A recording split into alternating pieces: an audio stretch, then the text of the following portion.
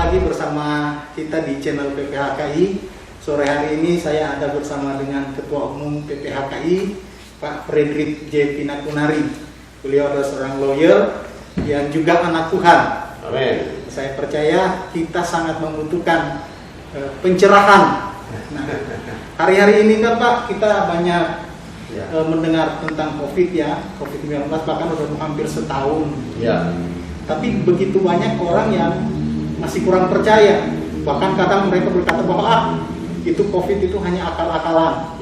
Nah, bagaimana Bapak memandang fenomena ini? Oke. Pertama, kita sendiri menyaksikan bahwa korban sudah banyak berjatuhan. Dan bukan hanya di Indonesia, tapi di berbagai belahan dunia juga sudah banyak berjatuhan. Jadi kalaupun ada yang masih berpendapat bahwa COVID ini akal-akalan, saya kira itu pendapat yang tidak berdasar ya, karena sudah terbukti banyak yang menjadi korban dan seterusnya. Ya, dan kemudian kita mengapresiasi apa yang pemerintah lakukan dengan melakukan vaksinasi kepada masyarakat Indonesia yang sementara dilakukan dan sudah dilakukan pertama kali oleh Presiden. Malah jadi contoh Pak Presidennya. Contoh. Kalau dari segi rohaninya nih, kira-kira banyak juga kan orang kadang-kadang berpikir bahwa kalau kita divaksin, ini yang sering-sering saya dengar. Kadang ada pengajaran bahwa vaksin itu cenderung sama dengan kayak ada enam-enamnya. Nah, itu bagaimana Pak? Ini kan kita perlu memberikan pencerahan buat masyarakat banyak. Oke, bicara tentang vaksin, kita tahu bahwa cukup banyak pro kontra yang terjadi terkait dengan vaksinasi tersebut. Tetapi dari pro kontra itu perlu kita juga pelajari ya, apakah vaksin ini sesuatu yang dapat membahayakan keselamatan jiwa atau tidak gitu. Dan kita bersyukur Presiden kita kan sudah volunteer orang pertama yang menerima vaksin, dan kemudian diikuti oleh pejabat dan juga urutannya yang menerima vaksin. Nah, terkait dengan hal itu, kita perlu menyadari bahwa kita masing-masing punya hak atas diri kita sendiri. Tetapi hak atas diri kita sendiri itu menjadi terbatas jika hal itu meresikokan keselamatan atau kesehatan orang lain. Jadi argumen yang menyatakan bahwa vaksin atau tidak itu hak asasi manusia saya, itu dalam berbagai diskusi yang saya ikuti, menurut saya itu tidak cukup kuat. Karena ketika kita mempertahankan kita punya hak asasi sendiri, kita sesungguhnya sedang meresikokan orang lain. Keselamatan dan kesehatan orang lain juga mendapat resiko ketika kita mengambil keputusan untuk mengeksekusi hak asasi kita. Oleh karena itu dalam perspektif hukum kita tahu kita tidak bisa menggunakan hak kita dan dalam waktu yang sama melanggar hak orang lain. Nah, ini sesuatu yang perlu kita cermati. Hak pribadi kita itu gugur manakala hak pribadi yang kita menggunakan itu membahayakan, meresikokan kepentingan umum atau orang yang lebih banyak. Kalau kita bicara vaksin, misalnya vaksin campak, vaksin polio, itu kan terserah orangnya. Mau divaksin boleh ya tidak boleh juga gitu kan. Tetapi COVID ini kan beda. Korban sudah begitu banyak berjatuhan.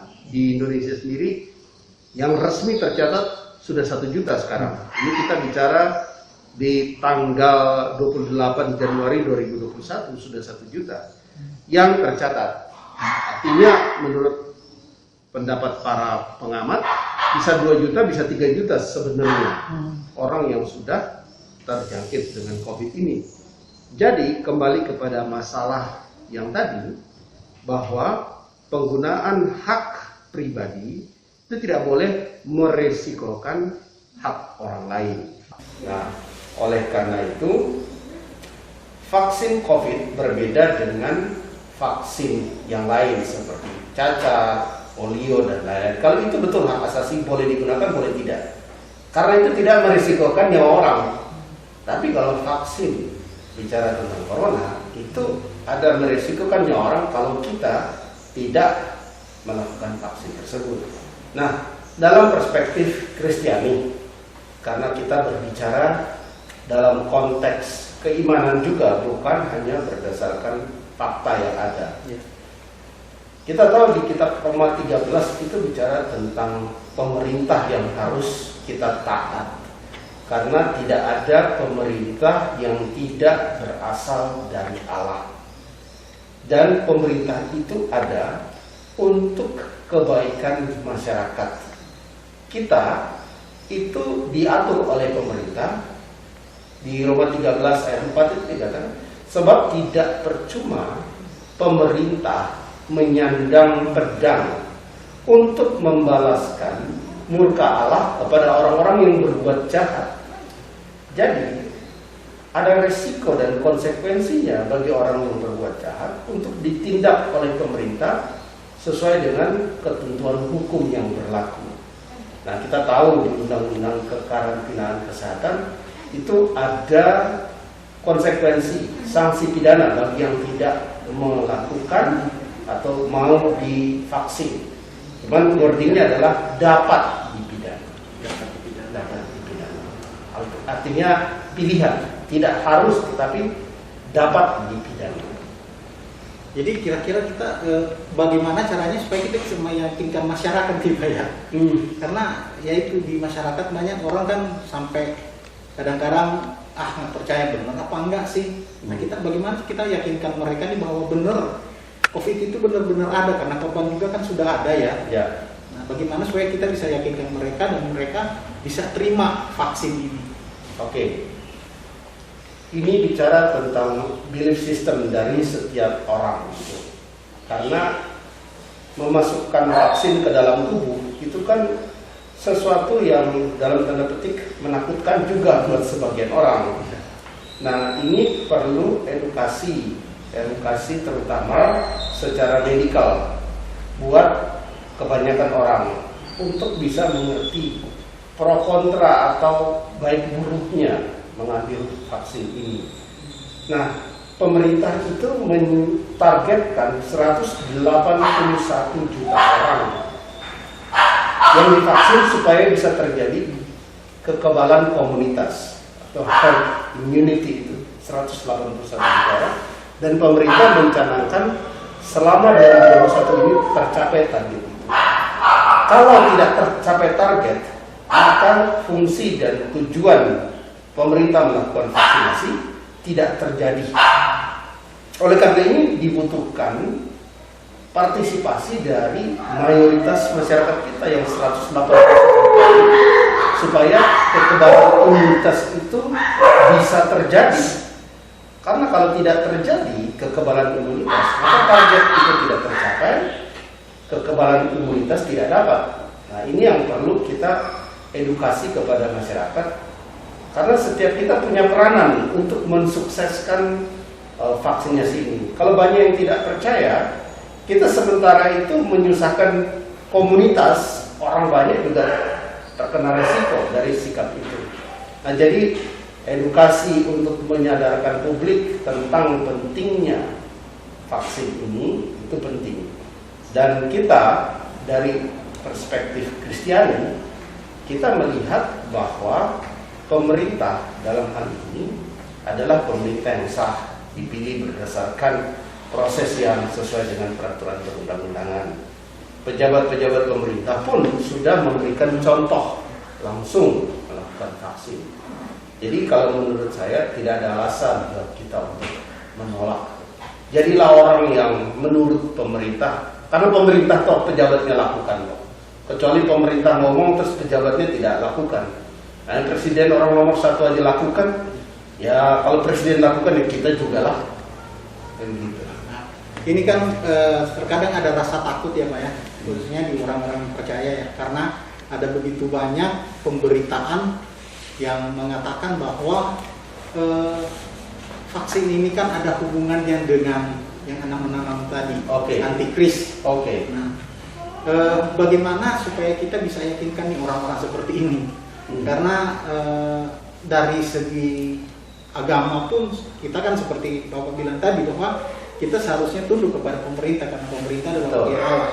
Betul. Dan saya juga ingat bahwa Tuhan Yesus waktu masalah pembayaran pajak itu kan sudah memberikan contoh, Ya. contoh yang baik agar supaya kita menghargai apa yang dilakukan oleh pemerintah. Ya. Nah, cuman ada bagian masyarakat lain yang memang tidak bisa menerima secara langsung karena sudah dengar ada hamba Tuhan juga yang bicara masalah yang saya sebutkan tadi. Oke. Nah, menurut Pak Fredrik Oke. gimana? Jadi bicara tentang 666 Ya. 666 itu kan dulu kita suka baca ya, ada yang bilang nanti dipasangin chip yang adalah merupakan penggenapan dari kitab Wahyu misalnya kan, dan itu cukup mempengaruhi pola berpikir banyak orang Kristen.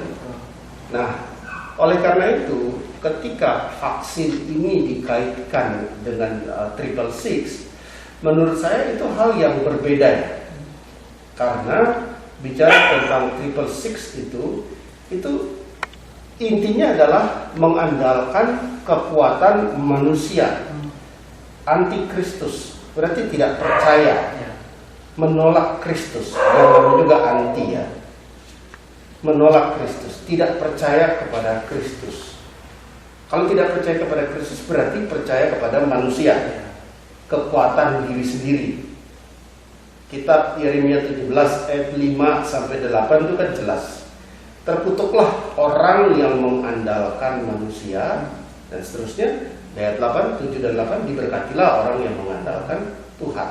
Nah, jadi kalau 666 menurutku itu berbicara konteksnya menolak Kristus dan mengandalkan kekuatan manusia. Balik ke masalah vaksin. Apakah kalau kita menerima vaksin artinya kita menolak Kristus? Artinya kita mengandalkan manusia dan menolak Kristus? Menurut saya tidak. Kenapa? Karena pemerintah, balik lagi, ini pemerintah yang sah, dan Kristus mengajarkan kita untuk tunduk kepada pemerintah. Seperti yang tadi Brother Yunus saksikan mengenai kisah membayar pajak itu kan, ambil dari mulut ikan itu, kata Tuhan Yesus kepada murid-muridnya itu. Kita bayar pajak, kita tunjukkan, lakukan kewajiban kita kepada pemerintah, kita harus kerjakan. Nah, jadi mengikuti vaksin yang disaran pemerintah, yang sudah dilakukan sendiri oleh pejabat, dalam hal ini presiden, menurut saya sejalan inline dengan ajaran Kristus. Oleh karena itu tidak masuk dalam kategori 666 atau antikristus, tidak antikristus itu. Justru itu sesuai dengan ajaran Kristus buat kita mentaati pemerintah yang ada. Mungkin closing statement ya. Oke. Silakan. Mungkin ada yang mau disampaikan ke seluruh warga masyarakat Indonesia, buat orang-orang yang percaya, apa yang harus kita lakukan di masa-masa pandemi ini dan apa yang harus kita kerjakan ke depan. Oke. Masa pandemi ini membuat kita banyak waktu di rumah. Karena seruan dari pemerintah juga 3M ya, itu kita harus lakukan. Dan kalau tidak ada keperluan yang mendesak, kita tidak keluar rumah. Sebagai warga negara yang baik, kita harus patuh sama anjuran pemerintah tersebut. Pertanyaannya, terus kalau di rumah terus, apa yang harus kita lakukan? Beberapa teman curhat karena bosen, karena rasanya kok terkungkung di dalam rumah. Apalagi teman di apartemen. Di apartemen itu ya lebih terbatas lagi ruang lingkupnya. Oleh karena itu persoalannya di sini. Apakah kita ini betul-betul kesepian ketika harus di rumah? Kalau saya sudah mendapat jawabannya terhadap persoalan ini, bahwa kita tidak pernah kesepian karena Tuhan itu ada selalu bersama dengan kita. Kristus ada di dalam kita, Dia selalu berada di dalam kita, dan sewaktu-waktu kita bisa berkomunikasi dengan Dia. kita bisa berfellowship dengan dia. Saya pernah sampaikan ya kepada Brother Yunus ya, bahwa di tahun 2020 ketika kita banyak WFH, itulah tahun di mana saya paling banyak duduk diam membaca firman, memuji Tuhan. Karena banyak waktu di situ. Dan saya tidak melihat itu sebagai satu kebosanan gitu. Malah ini belum pernah terjadi seumur hidupku ini. Bisa begitu banyak spend time dengan Tuhan. Justru itu hanya terjadi ketika masa ini. Oleh karena itu firman Tuhan di Roma 8 ayat 28 itu jelas.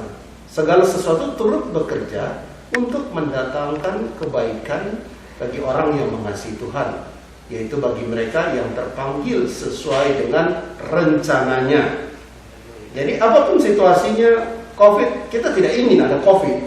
Tapi kalaupun COVID sudah terjadi, itu turut bekerja. Dalam kasus saya pribadi, saya jadi punya banyak waktu bersekutu dengan Tuhan. Dan itu sukacitanya beda.